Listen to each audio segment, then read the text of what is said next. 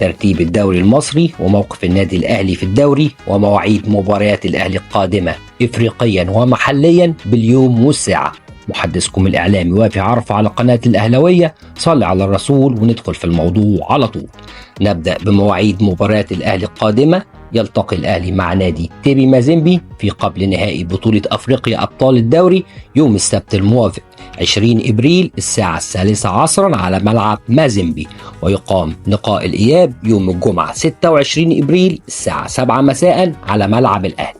وتم تأجيل مباراتي المصري وسيراميكا كليوباترا في الدوري لتعارضهم مع مواعيد قبل النهائي الإفريقي. ثم يعود الأهلي للدوري بلقاء قوي جدا مع الإسماعيلي يوم الأربعاء 1 مايو الساعة 6 مساء.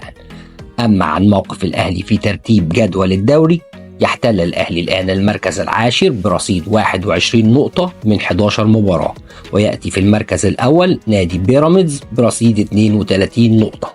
يعني لو الأهلي فاز في الأربع مباريات القادمة يحتل المركز الأول برصيد 33 نقطة، متفوقا على الزمالك والذي يقبع في المركز الحادي عشر برصيد 21 نقطة.